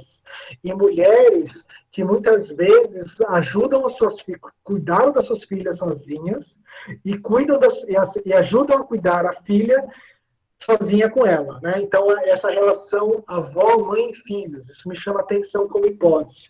E a questão que tem um processo que atravessa a religiosidade, que está sendo colocado como fundamento da região, inclusive aqui com a questão da Santana, que parte por uma repressão de gênero da mulher, que às vezes eu posso estar enganado, e se alguém discordar de mim aqui, fale no chat, que parece que a única possibilidade, isso principalmente para as mulheres, de ter algum ato sexual romântico que seja considerado legítimo, ou seja, não vai sofrer preconceito, não vai sofrer rechaço público, parece que é pela via do casamento. Né? E aí parece que eu estou lembrando aqui aquele eco de cangaceiros e volantes laçando mulheres para tomar como propriedade deles, para fazer casamentos, arranjar. Claro que hoje isso está muito mais relativizado, mas parece que é um eco dessa relação entre volantes e cangaços e a mulher no sertão, de uma expressão de uma sexualidade que ela só pode ser pelo casamento. Né? E o que é essa festa da juventude? Né? Que potência é essa aqui, que às vezes eu fico impressionado com como a cidade às vezes não tem saneamento básico, como as escolas municipais às vezes não têm ar-condicionado, e o fluxo de dinheiro que gera essa festa da juventude, que vai tudo explodir, né? Vai explodir aqui. Os carros aqui vão passar na rua com vão altos falando da novinha, gritando da novinha, as mulheres vão poder sair na rua de uma maneira mais libertária, dançar, se expor enquanto objeto de desejo, que parece que ao longo do ano é interdito. Parece que é um eco, para mim, do carnaval que a Lélia estava falando em relação à mulher negra, com essa questão das mulheres jovens, a sua relação com as suas mães e vós, esse atravessamento que a religiosidade faz a partir do casamento ser o único momento permitido e legítimo de ter algum tipo de sexualidade ativa, mas aí chega esse carnaval e a festa da juventude e arromba isso, mostrando como isso está profundamente na linguagem da Lélia Gonzalez recalcado. Né? Então, ainda são elaborações de pensamento, eu me pergunto, né, o que esse movimento de colocação, né, de reelaboração das identidades sertanejas, das antologias do governo, está tentando recalcar em relação ao cangaço? Será que é só a imagem do banditismo? Ou será que a gente tem aqui uma relação de uma produção cultural que coloca ali vós e mães e filhos e filhas? Faltou os filhos aqui, me desculpa, às vezes eu cometo atos falhos machistas no meu slide, mas eu juro que eu estou tentando melhorar. E essa relação, então, dessa cultura da novinha, né? Quando arromba essas festas, esses festivais de forró, o que será que está recalcando aí? Né? Que liberdade é essa que está sendo expressa nessas festas em relação principalmente às mulheres? Enfim, isso são indagações, isso são coisas que a Lélia me faz pensar. Eu estourei bastante o tempo. Eu peço desculpas por estourar o tempo. Eu estou aberto a todos os tipos de críticas e sugestões, a diálogos, estão aí os meus contatos. Eu espero que tenha instigado muitos de vocês a lerem os textos que eu li, e muito mais do que ler os textos que eu li, instigar vocês a pesquisar o mundo em que vivemos, e ter um compromisso ético com o conhecimento, que isso tem a ver sobre saber algo que não sabemos sobre nós mesmos, e saber algo que também não sabemos, e talvez não queremos saber sobre o mundo. Muito obrigado. Valeu, Léo, pela aula, pelas exposições. Pessoal elogiando muito no chat, e algumas questões. Né? Não vou me estender muito aqui, mas vou passar para as questões logo para que você possa aproveitar os 35 minutos que a gente ainda tem.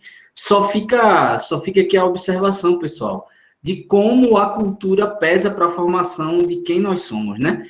O Léo fez uma exposição aí de 1h30, mais ou menos, demonstrando isso, né? Como nós somos seres marcados, fortemente marcados pela cultura, né? Então, é importante que a gente tenha esse olhar e que busque nas origens da nossa cultura, na gênese do nosso povo, aquilo que serve de base, de raiz para o que a gente é hoje, né? Esse é um dos trabalhos da sociologia, da história, da antropologia, né? E até da psicanálise. Léo mostrou como a psicanálise ela contribui também para uma compreensão nesse sentido do homem enquanto resultante de um processo cultural. Então, Léo, o pessoal colocou algumas observações e eu peguei aquelas que tinham um tom de indagação. Então, a primeira é um pedido para que você reforce aí, em poucas palavras, reexplique aí o que é propriamente interseccionalidade. Depois também teve uma observação sobre o preconceito às vezes reverso, né? E outra, na mesma sequência, sobre lugar de fala, né? Foi bem perto da hora que você pontuou como um homem branco, né? De origem branca, classe média, mas que está falando ali sobre a mulher negra, sobre o negro, sobre a desigualdade e tal. Né? Se você puder retomar brevemente aí também o que é lugar de fala. Deixa eu ver outra coisa. Quer responder essas e depois eu passo as outras questões? Microfone. Pode ser, camarada Levi. Enquanto você vai buscando interseccionalidade, né? Então, o que eu tentei mostrar na aula de hoje é que a interseccionalidade é muito mais uma metodologia que tenta compreender a realidade a partir das três dimensões que a compõem relacionadas, do que pegar uma delas, né? Então, a interseccionalidade é tentar, metodologicamente, olhar para a realidade e tentar fazer o cruzamento que essa realidade nos mostra entre o racismo, o machismo e as desigualdades sociais de classe. Né? Então, por isso que interseccionalidade é um mundo de coisas, né? São vários autores. Então, quando eu vou falar de interseccionalidade, eu podia ter escolhido outras autoras, mas eu escolhi a Lélia pelos motivos metodológicos meus aí, né, para os meus objetivos de pesquisa de entendimento da compreensão da realidade que eu estou inserido. Eu escolhi a Lélia que ela faz essa relação a partir desse cruzamento do que é racismo para ela, né? Então, racismo para ela é a produção de uma cultura que é negra pela mulher negra, então tá aí, tem toda uma opressão de gênero na mulher negra, na nossa origem da nossa cultura lá na colonização e no processo de escravidão, estava lá a mulher negra produzindo as subjetividades e as culturas, né? Cruzando com uma negação de homens brancos que têm o predomínio econômico e político, né, do Brasil e do engenho daquela época. Então, ela não usa a palavra interseccionalidade, mas atravessa a todo momento a metodologia de investigação que ela está fazendo sobre a formação cultural brasileira. Né? Então, interseccionalidade é isso, é articular para pensar raça, gênero e classe. O preconceito reverso. Quando a gente fala de assimetrias de poder, ou seja, desigualdade de poder, e como isso se constitui ao longo do tempo, a gente tem uma história. E aí essa história, ela é marcada também, vai nos ensinar a Lélia, por uma lógica, né? É uma lógica de articulação, inclusive a Lélia está na linguagem, então está na nossa mentalidade. Então, é claro que eu posso, Leonardo Branco, homem, eu posso chegar em algum lugar e alguém, em algum lugar, eu querer entrar nesse lugar e alguém falar assim, ó, homem branco não entra. Aqui a gente está fazendo um processo de solidariedade às mulheres negras e você não vai entrar. Putz, Leonardo, você está sofrendo racismo reverso? Não. Porque como eu estou tentando argumentar e a Lélia está tentando mostrar na origem da cultura isso, o racismo ele tem a ver com uma lógica articular das práticas sociais. Né? Eu pontualmente não consegui entrar no lugar, mas depois eu vou entrar no shopping, depois eu vou entrar na escola privada, depois eu vou passar os concursos, depois eu vou... Quer dizer, eu estou entrando em tudo quanto é lugar. né, eu ali pontualmente, não é racismo. Né? Ali significa que pontualmente eu não consigo entrar. Agora, o racismo, enquanto lógica das práticas sociais, você não consegue se livrar dele. Então, uma mulher negra no shopping, uma mulher negra que vai entrar num prédio de elite, vai ser empurrada para a área de serviço, né? Uma mulher negra na escola, uma mulher negra na rua, uma mulher negra, ela vai carregar, em todos os lugares que ela for, ela vai carregar a prática contra ela, que vai determinar o seu lugar social.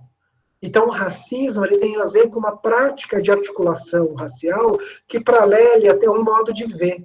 Então, eu, homem branco, entrando num shopping, numa loja de departamento, as pessoas que vão me olhar vão falar, porque tem uma grade de leitura.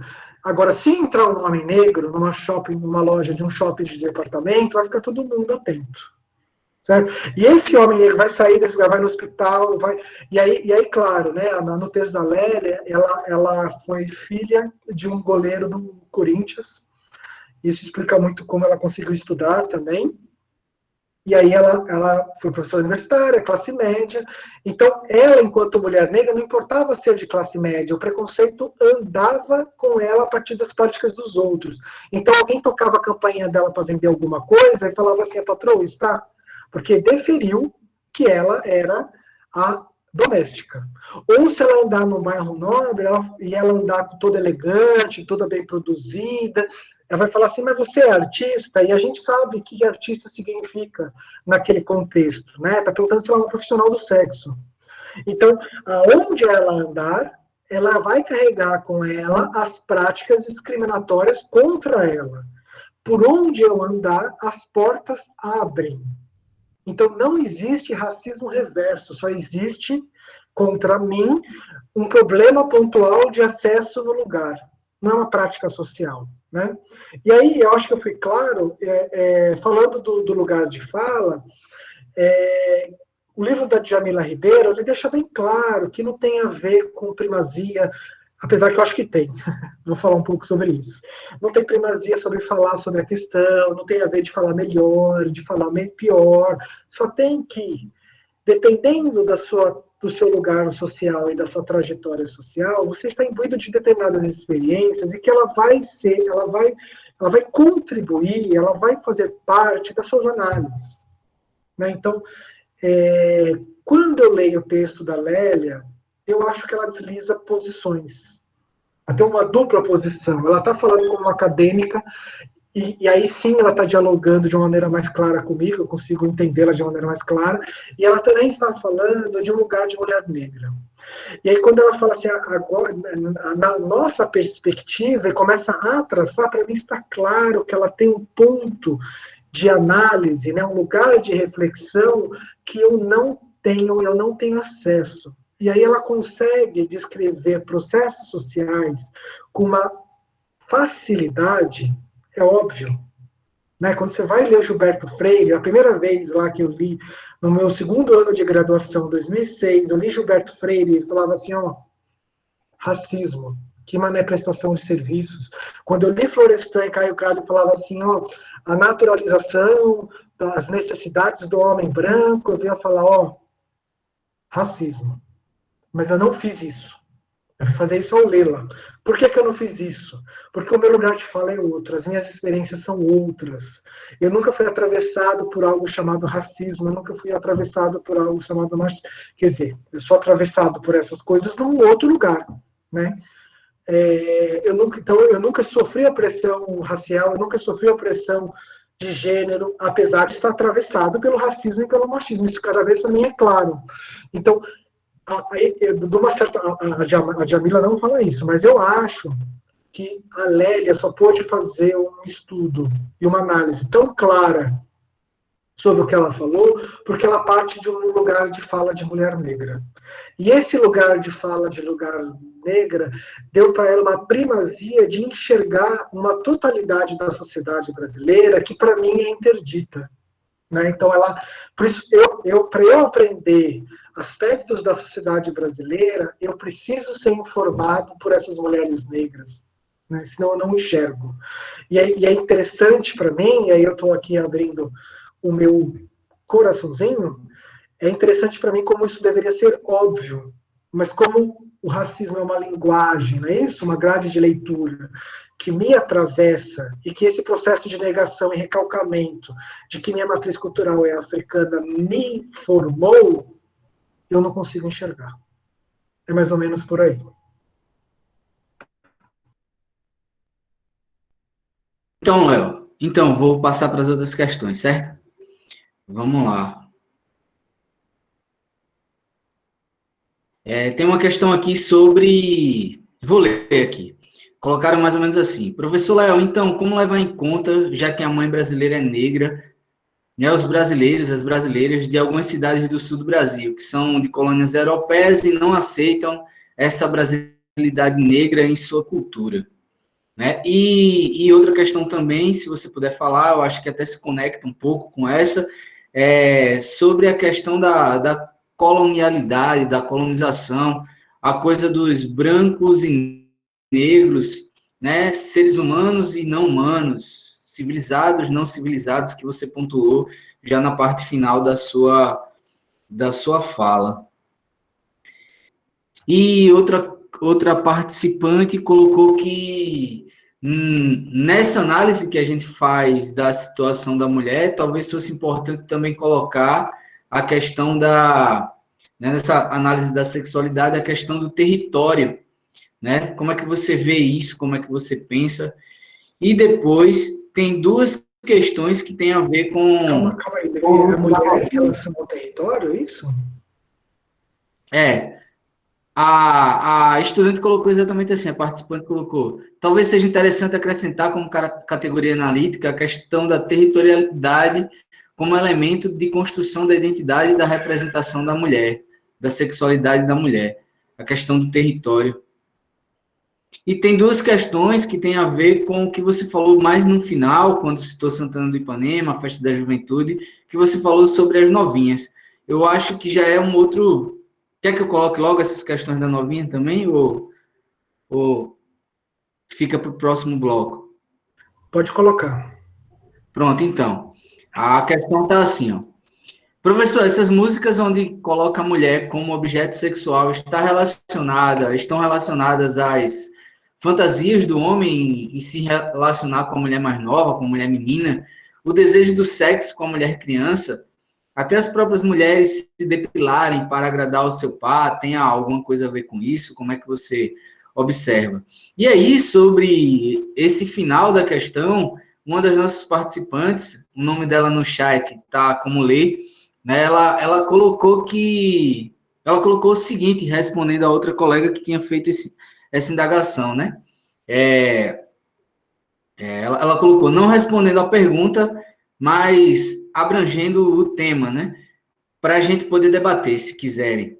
Vejo que a depilação é totalmente induzida como normativo, como ideia de correto, de dever. Entretanto, pode ser escolha, próprio gosto, né? Se a pessoa tiver consciência. Há relações de mulheres entre si que se depilam, então nem entra o fato de agradar o parceiro, né? Relação de mulher com mulher, ela quis falar, eu acredito. Pronto, são essas questões. Vamos lá. A primeira pergunta é sobre a mãe preta, né? E sobre a questão do Sul e de uma imigração europeia. Quando a gente vai olhar a Constituição dos Estados Nacionais, a gente tem que entender que ao que é levado à identidade nacional, normalmente é uma cultura local que é politicamente elevada a uma cultura nacional para hierarquizar as outras e, de uma certa forma, inclusive, oprimir. Né? Então, quando a gente fala assim, quando o Weintraub falou assim, não, porque todo mundo é povo brasileiro, então não tem que ter indígena, ele está usando um certo imaginário de povo brasileiro, certo? Que tem uma história dentro do Estado, né? Que é um pouco minhas lives de literatura estão analisando isso, né? Que é como a gente se representa e hierarquiza as identidades a partir do Estado. Então, rapidamente, lá no romantismo, no final do século XIX, José de Alencar, ele era amigo do Dom Pedro II, circulava no grupo intelectual financiado por Pedro II e escreveu o Guarani, que relaciona Ceci e Peri, para pensar a identidade nacional. Quando a gente chega na era Vargas, que entra o elemento negro, o Vargas faz uma estatal, uma rádio nacional, que o sinal pega nacionalmente, então você ligava aqui o rádio aqui no Nordeste, ou escutava o rádio lá da capital do Brasil, que era o Rio de Janeiro na época, né? Na nacional, e elevou o samba a uma cultura nacional, né? Então a gente tem esse jogo que envolve uma política. E aí, claro, cada vez mais, ainda bem, a gente está conseguindo criar frestas para que culturas subordinadas, mas que a gente está vendo são fundantes e maioritárias, consigam ter mais voz. Então, isso depende muito de um projeto político. E aí você fala, mas eles são lá europeus. A gente devia dar mais margem de liberdade, de representação regionais para cada lugar do Brasil. Né? A pluralidade cultural ela deveria ser positivada e não tentar passar uma imagem única. E, claro, né, reconhecer que a nossa matriz cultural é africana não significa que a gente não tenha outras origens, né? Outras origens não, outras influências, né? Porque a nossa origem é essa. Então a gente tem que arrumar um meio de elas conversarem e existirem no mesmo espaço, né? Mas o que a gente tem é uma imposição branca de um modo de enxergar corpo, de enxergar consumo, de enxergar representação na mídia, e assim vai. A gente trabalha na imposição e não na articulação entre as diferenças. E aí a questão da mulher e o território, né? Tem uma pergunta, eu escrevi aqui, colonialidade, brancos e negros, acho que é a mesma, né? Aí você tem toda a razão, quem perguntou essa questão do território. E é por isso que eu falei que eu queria olhar para a Lélia a partir da metodologia e não dos conteúdos, apesar que os conteúdos é importante para entender o método. Porque eu sei que ela está falando de samba. Quando eu estava lendo isso, eu falei assim, não tem nada a ver com aqui. Eu sei que ela está, quer dizer, tem enquanto representação nacional que exclui e hierarquiza uma representação cultural regional, né? Desse que eu estava até comentando na pergunta anterior. Mas eu entendo que esses conteúdos que ela está falando, ela está muito no sudestino. E ela está pressupondo que é nacional. Né? E aí sim, a representação da mulher, ela depende sim de cada contexto. E ela depende de contexto de diversas clivagens. A gente quer uma representação mais local, mais regional, mais nacional, quer dizer, talvez passe por um certo embranquecimento, né? Então, sim, passa, e inclusive as minhas marcações aqui, civilizado e incivilizado, quem pontuou muito bem. Eu poderia colocar aqui branco e negro, né? De considerar que o Sudeste ele é mais tem um embranquecimento e o Nordeste, apesar que isso talvez seja uma falácia, porque se você for nas periferias das grandes cidades do Sudeste, a maioria é negra. Mas sim, nesse imaginário de se pensar o civilizado e civilizado, eu cometi talvez a Lélia não cometeria esse ato falho, né? Colocaria nesses binômios aqui a questão branco e negro. Né? E sim, a representação feminina, ela depende da história e do contexto. Então, no século XIX, a representação do desejável da mulher era gordinha. Se vocês olharem uma foto da Marilyn Monroe é uma atriz americana que foi levada a símbolo sexual no mundo inteiro, com a mulher mais desejada, hoje ela passaria de gordinha, porque vai mudando a representação do corpo da mulher conforme o tempo e o espaço. Né? E aí a gente vem a questão da novinha. Eu escrevi com todas as letras aqui, né? Cultura do estupro, cultura que objetifica a mulher, ou seja, a vontade dela não é relevante, apesar que eu vejo uma explosão de agência feminina nessas festas da juventude, do carnaval, né? Mas sim, é uma letra que no resto do ano passa como uma objetificação, e sim, da pedofilia, que aí eu queria qualificar um pouco o que é pedofilia, inclusive para a psicanálise, né? Pedofilia é fazer um ato sexual com alguém que não sabe o que é sexual. Né? Essa é a chave da pedofilia, e sim a questão da depilação, e aí falando, não tem um ato mais cultural que a depilação. Eu que raspei meu cabelo hoje, para parecer com vocês bonitinho, não tem um ato. Por quê? Porque o pelo é natural, né? O pelo tem funções, inclusive, protetivas, inclusive depilação íntima, né? Tem funções protetivas, funções diversas. A gente marca no corpo a nossa diferenciação, e a gente tem um histórico de apontar uma perna depilada, por exemplo, como feminina, e uma perna peluda como masculina. Então, é um ato cultural social. A depilação não tem nada. É claro que na nossa introjeção de valores, a mentalidade operando na cultura, né? A gente joga isso na lógica da natureza, da higiene, do médico, né? A gente aponta para isso, a gente tem nojo, mas de nojento não deveria ter nada, porque não é a minha perna peluda está tão higienizada como uma perna depilada de alguém, certo? Pelo não significa algo nojento. E a representação disso que teve variações, a gente tem uma explosão agora da cultura da novinha, é a representação que surgiu a partir dos salões do século XIX, onde de repente teve uma valorização do feminino a partir do infantil, e a mulher adulta começou a ser representada a partir das bonecas de cera. Bonecas de cera tem pelo, o rosto é liso, né? Inclusive, mulher tem bigode também, enfim. Aí tem... Antes disso, as mulheres não se depilavam, para a gente ver como esse processo de depilação talvez seja um processo de ontem, na histórica da humanidade, né?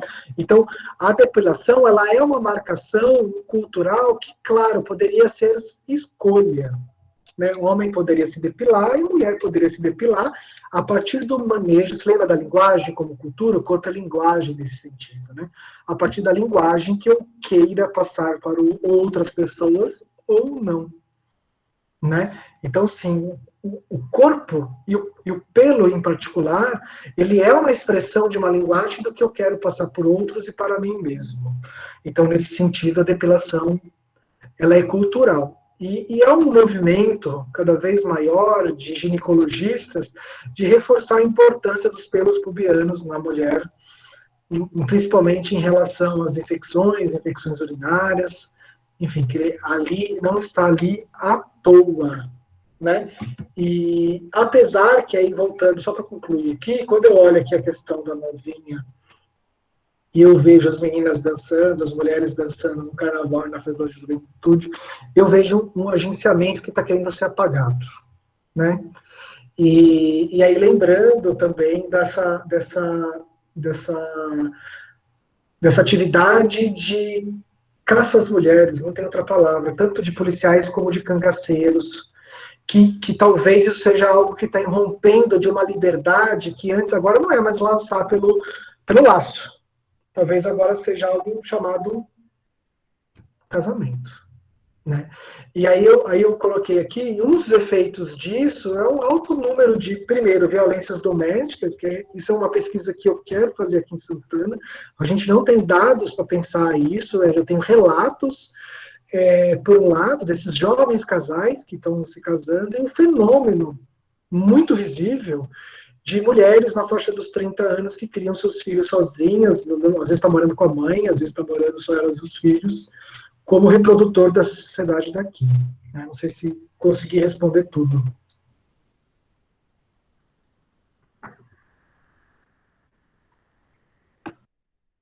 Então, Léo, não, a princípio a gente não tem mais questionamentos aqui no chat, né? Eu acredito que o pessoal está corroborando, está complementando. E aí, a gente tem mais 10 minutos de encontro. Se você quiser, já partindo para suas considerações finais, fazer um.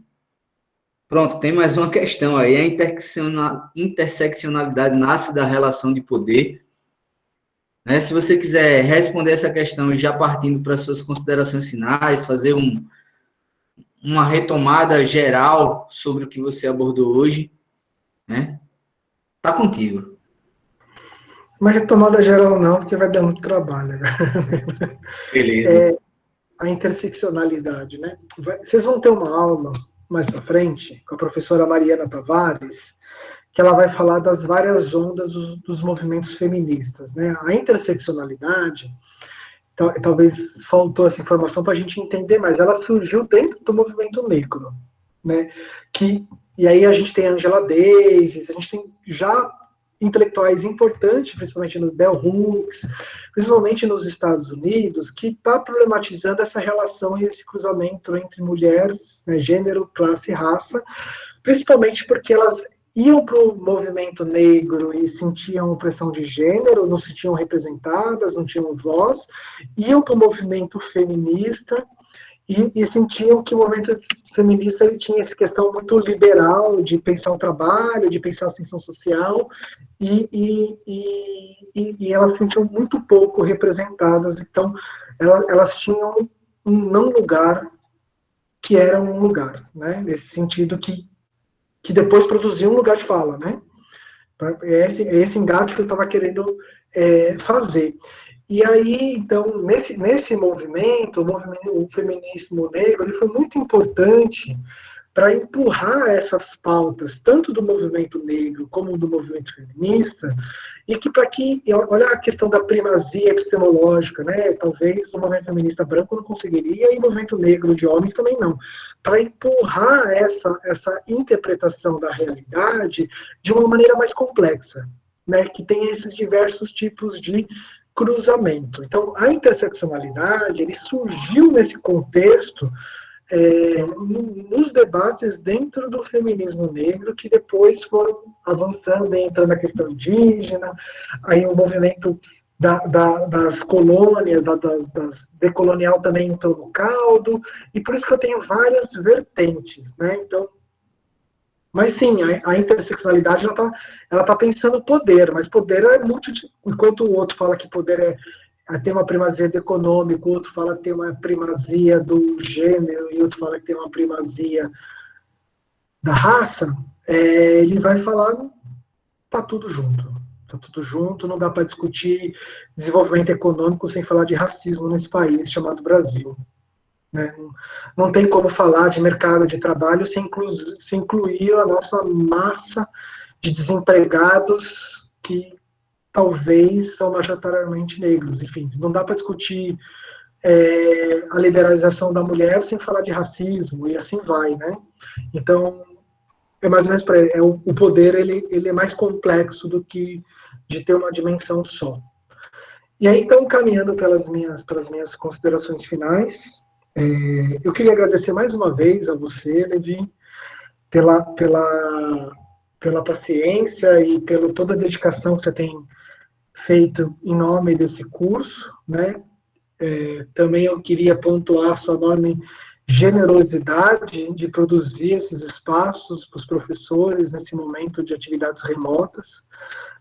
Para mim é um grande privilégio, uma honra estar aqui contigo, e também os momentos que eu consegui contribuir para a formação desse curso, né, a questão do grupo do WhatsApp, essas coisas assim que deram muito trabalho, e para mim, estamos juntos.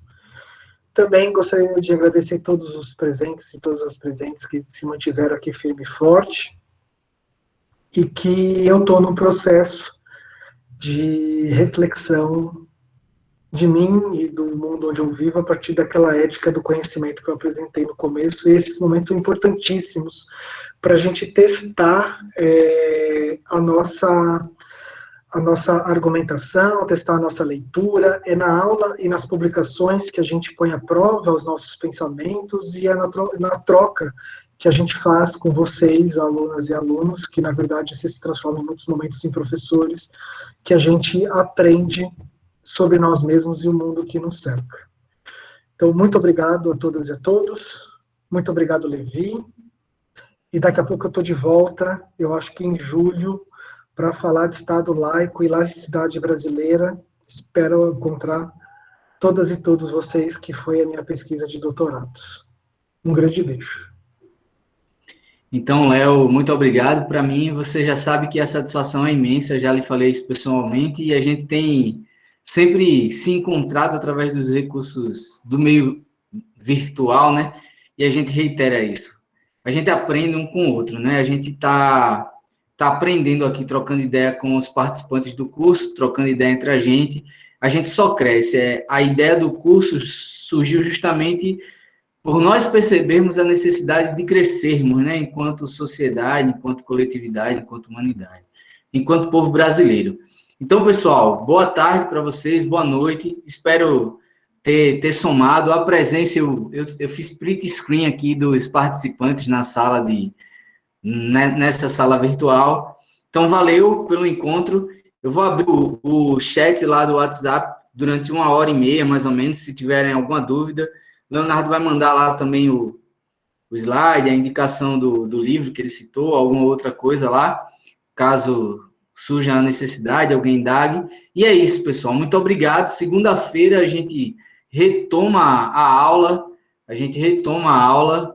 né? E na segunda-feira a gente vai ter um encontro que, apesar de termos aqui no grupo pessoas do Brasil todo, a aula de segunda-feira ela vai falar sobre Alagoas, mas Alagoas em grande medida, reflete em grande medida muitos traços extremamente marcantes do que é o Brasil. Né? O professor que vai ministrar a aula de segunda-feira também, ele estuda sobre o tema. Então, só venha contribuir com a gente. Então, muito obrigado, pessoal. Valeu, Léo, mais uma vez. Boa noite a todo mundo. Não se preocupe com a frequência, foi feita, né? E valeu. Tu encerra a gravação ou eu encerro, Léo?